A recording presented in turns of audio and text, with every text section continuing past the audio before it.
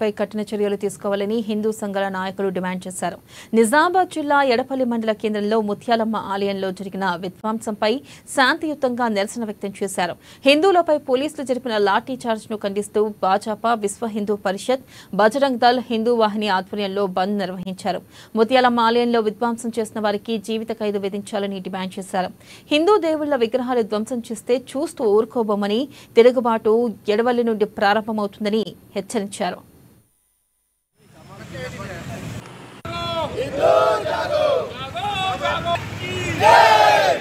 గత వారం సికింద్రాబాద్ లో జరిగిన ముత్యాలమ్మ ఆలయ విధ్వంసానికి గాను మరియు శాంతియుతంగా నిరసన తెలుపుకున్న హిందూ బంధువులపై ఖాన్ గే చేసినటువంటి లాఠీ చార్జ్ నిరసనగా ఈరోజు విశ్వ హిందూ పరిషత్, బజరంగ్ దళ్ ఆయన ఆధ్వర్యంలో ఈరోజు ఎడపల్లి మండల కేంద్రంలో బంద్ పాటిస్తా ఉన్నాం. ఏవైతే కాంగ్రెస్ ప్రభుత్వం అకారణంగా హిందువులపై లాఠీ చార్జ్ చేసిందో ఆ లాఠీ చార్జ్ చేసిన అధికారులు వెంటనే సస్పెండ్ చేయాలి. అలాగే సంఘ విద్రోహ శక్తులపైన కేసులు నమోదు చేస్తూ వాళ్ళని టాడా చట్టం కింద అరెస్ట్ చేసి వారికి యావత్ జీవిత ఖైదు వేయాలని చెప్పి హిందూ వాహిని, విశ్వ హిందూ పరిషత్, బజరంగ్ తరపున డిమాండ్ చేస్తా ఉన్నాం. ఈ బంద్ లో ప్రజలందరూ స్వచ్ఛందంగా